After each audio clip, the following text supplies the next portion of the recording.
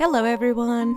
So yeah, Momo, the channel mascot, got a new look. Now she's a red panda magical girl, which I find really cute.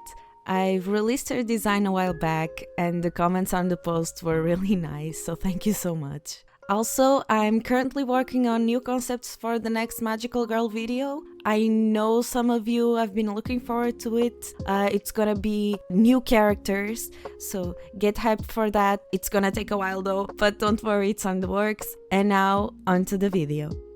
If you take a look at my channel, you know how much I love to draw. What you might not know is that I also love 3D art.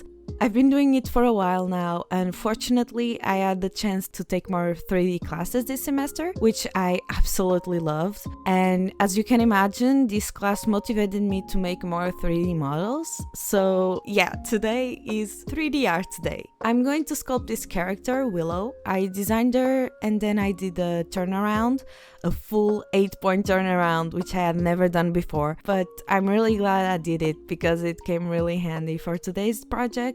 Also, I probably cut a lot of footage of the process because I didn't want to make a long video. However, I will leave in the description a link for an unlisted video where it's just a full time lapse of the sculpting with music. So first of all, I'm using Blender for those curious. Second, the way I framed the recording made it so that you can see the modifiers tab. I know some people like to see those details in time lapses so that they can learn how to do certain things. I know that because I do that too. I can tell you that I didn't use nothing too fancy, just subdivisions, multi-resolution modifiers to do the sculpting, and a mirror modifier when modeling. I also used a lattice to make the eyes, that cartoony oval shape, so like I said, nothing too fancy. I made this in a short period of time. I'm in college right now, so the workload sometimes gets kinda crazy, so I really didn't have much time to dedicate to it. I didn't use Dynameshes, nor did I take the time to join meshes. If the context were other, the process would have been very different. As it stands, it's more of a sketch than a full-fledged sculpt, which in this context is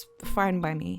I started with the face. I sculpted the expression right off the bat. She would be only a sculpture, so I didn't really need to sculpt a blank expression first, like I would have if I intended to animate her. She looks kinda weird for a while, but that's normal. Sometimes you just gotta trust the process and carry on. After that, I modeled the body, so that I could have a better sense of the entire character. It's always a good idea to work on the whole character at the same time, to have an idea of what the character is going to look like, or at the very least take breaks from sculpting so that you can come back with fresh eyes and spot mistakes that you couldn't notice before. For this part, I saw this video by Flycat in which they model a female body. I find this tutorial really helpful, so I think I'm going to leave a link to it in the description.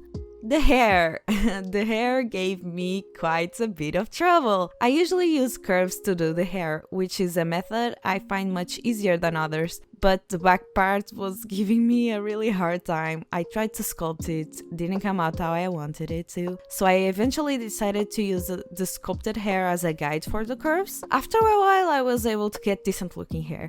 After that, I started to work on the clothes. I took parts of the body mesh and duplicate them, and then I just worked on top of this new mesh. The clothes always look very stiff until you get to the most satisfying part, which is sculpting the folds. It's a really easy step that makes all the difference. When I found out how to do it, seriously changed the quality and appeal of my character models. So here's the trick. You don't have to use Dynamesh, nor do you have to add more geometry. You can just use a subdivision modifier, and then you can just put a multi-resolution modifier. Don't apply these modifiers. That will lead to a necessarily dense mesh. Instead, sculpt on top of it.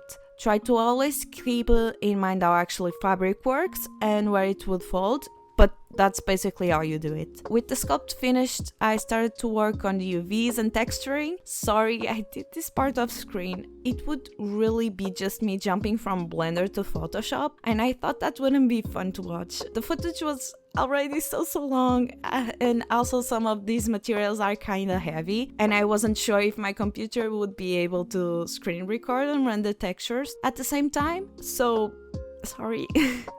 After I was done with that, this was the final result. Thank you so much for watching. I know this video is kind of different from my usual content, so I really appreciate you watching until this point. If you liked the video, consider leaving a like and subscribe, and until next time, bye!